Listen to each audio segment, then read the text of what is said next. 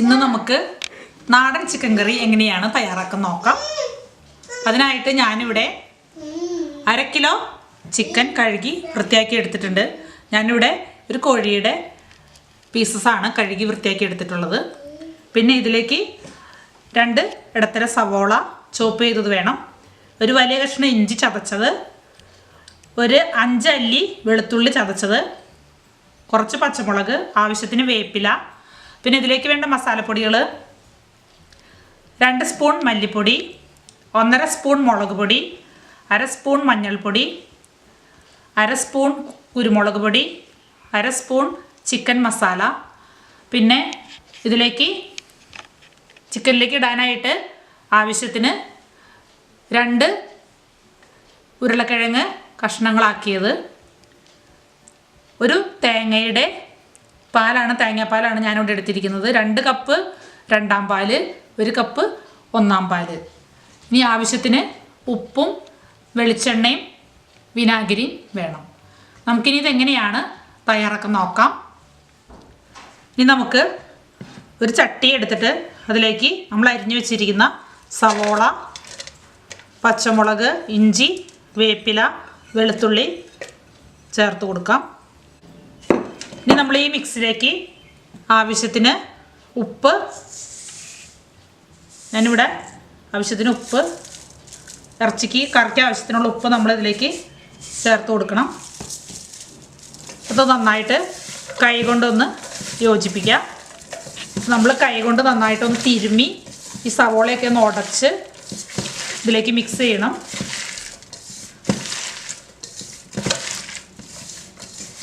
നമ്മൾ ഈ തിരുമ്മലിലാണ് കറിയുടെ ടേസ്റ്റ് ഇരിക്കുന്നത്.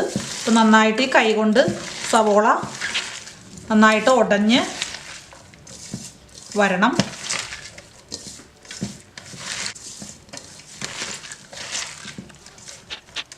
ഇനി ഇതിലേക്ക് നമ്മൾ എടുത്തു വച്ചിരിക്കുന്ന മസാലപ്പൊടികളെല്ലാം ചേർത്ത് കൊടുക്കാം. മല്ലിപ്പൊടി, മഞ്ഞൾപ്പൊടി, മുളക് പൊടി, കുരുമുളക് പൊടി, ചിക്കൻ മസാല എല്ലാം കൂടെ ചേർത്ത് നമുക്കൊന്ന് മിക്സ് ചെയ്യാം.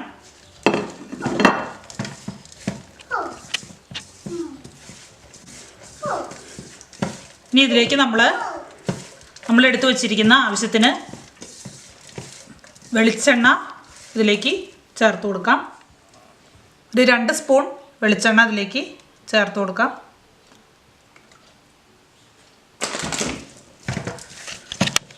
നന്നായിട്ടൊന്ന് മിക്സ് ചെയ്യാം. ഇതിലേക്ക് അല്പം ചൊറുക്ക നമുക്ക് ചേർത്ത് കൊടുക്കാം. അല്പം 1 സ്പൂൺ ചൊറുക്ക ചേർത്ത് കൊടുക്കാം. നന്നായിട്ട് മിക്സ് ചെയ്യാം. ഇനി ഇതിലേക്ക് നമ്മൾ എടുത്തു വച്ചിരിക്കുന്ന ചിക്കൻ കഷ്ണങ്ങൾ നന്നായിട്ട് യോജിപ്പിച്ച് കൊടുക്കാം.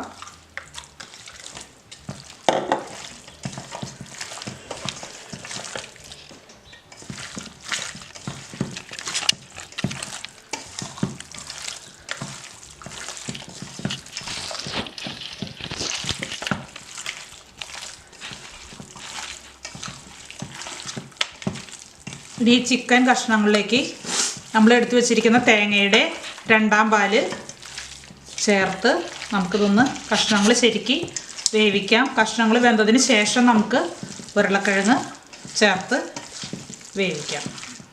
ഇതിലേക്ക് തേങ്ങയുടെ രണ്ടാം പാല് ചേർത്ത് കൊടുക്കുകയാണ്. ഇത് ഏകദേശം 2 കപ്പ് രണ്ടാം പാല് കാണും.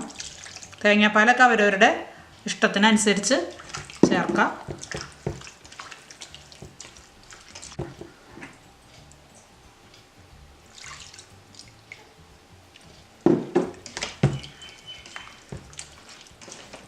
ഇറച്ചി മുങ്ങിക്കിടക്കാവുന്ന വിധത്തിൽ തേങ്ങാപ്പാൽ നമ്മൾ ചേർത്ത് കൊടുക്കണമെങ്കിൽ നമുക്കിതൊന്ന് വേവിച്ചെടുക്കാം.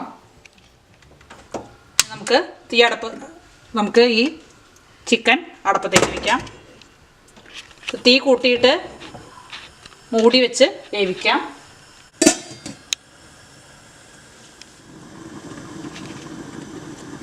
അപ്പോൾ നമ്മുടെ കറി തിളച്ചു തുടങ്ങിയിട്ടുണ്ട്. നമുക്കിതിനെ ഒന്ന് ഇളക്കിയിട്ട് കൊടുക്കാം. ഇനി ശരിക്ക് ചിക്കൻ വേവാൻ വേണ്ടിയിട്ട് നമുക്ക് വെയിറ്റ് ചെയ്യാം. നമുക്ക് കറി ഇടയ്ക്ക് ഒന്ന് ഇളക്കിയിട്ട് കൊടുക്കാം.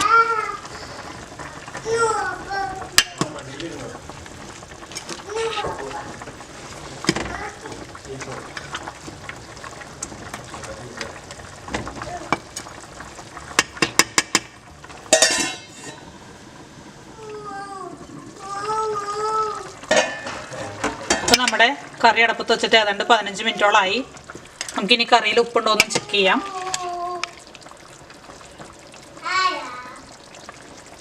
കറിയിൽ ആവശ്യത്തിന് ഉപ്പൊക്കെ ഉണ്ട്.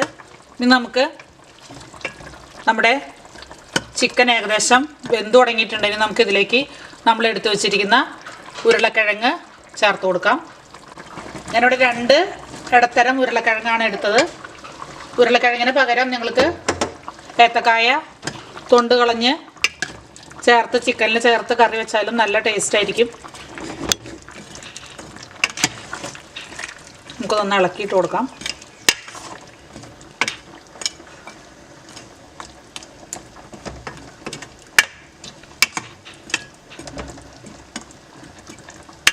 ഈ ഉരുളക്കിഴങ്ങ് വേവാൻ ആവശ്യത്തിനുള്ള ഉപ്പും കൂടെ നമുക്ക് ചേർത്ത് കൊടുക്കാം.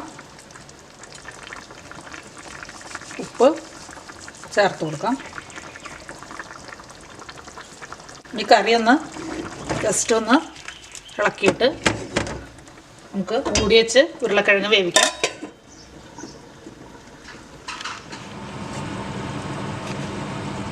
നമുക്ക് ഉരുളക്കിഴങ്ങ് വെന്തോന്ന് നോക്കാം. അപ്പോൾ നമ്മുടെ കറിയൊക്കെ നന്നായിട്ട് തിളച്ച് ചാറൊക്കെ നന്നായിട്ട് കുറുകി വന്നിട്ടുണ്ട്. ഇനി നമ്മുടെ ഇറച്ചിയും ഉരുളക്കിഴങ്ങും എല്ലാം വെന്തോന്ന് നമുക്ക് ചെക്ക് ചെയ്യാം.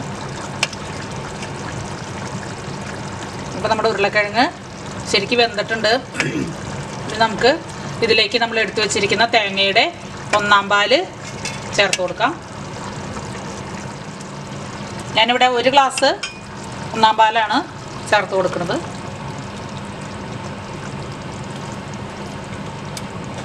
കറി നന്നായിട്ടൊന്ന് ഇളക്കിയിട്ട് കൊടുക്കാം.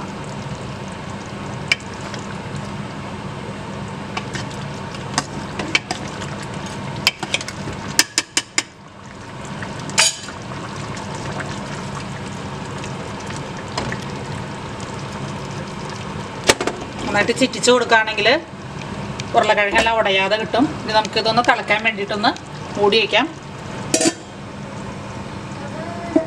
ഇപ്പം നമ്മുടെ കറി നന്നായിട്ട് തിളച്ചിട്ടുണ്ട്. തേങ്ങയുടെ 1/4 പാല് ചേർത്തിട്ട് കറി തിളച്ചിട്ടുണ്ട്. നമുക്കിനി തീ ഓഫ് ചെയ്യാം. ഇനി ഇതിലേക്ക് നമുക്ക് കുറച്ച് ചുവന്നുള്ളി അരിഞ്ഞത് താളിച്ച് ചേർക്കാം. അപ്പോഴായിരിക്കും കറിക്ക് കൂടുതൽ ടേസ്റ്റ് ഉണ്ടാവുക. ഇത് അപ്പത്തിൻ്റെ കൂടെയും ചോറിൻ്റെ കൂടെയും ചപ്പാത്തിയുടെ കൂടെയൊക്കെ കഴിക്കാൻ പറ്റിയ നല്ല ടേസ്റ്റുള്ളൊരു കറിയാണ്. എല്ലാവരും ട്രൈ ചെയ്ത് നോക്കണം.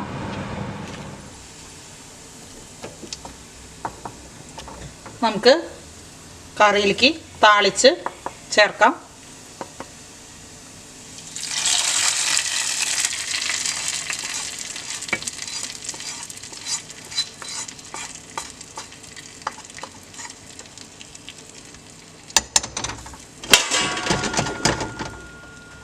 ഇപ്പോൾ നമ്മുടെ സ്വാദിഷ്ടമായ നാടൻ ചിക്കൻ കറി റെഡി ആയിട്ടുണ്ട്.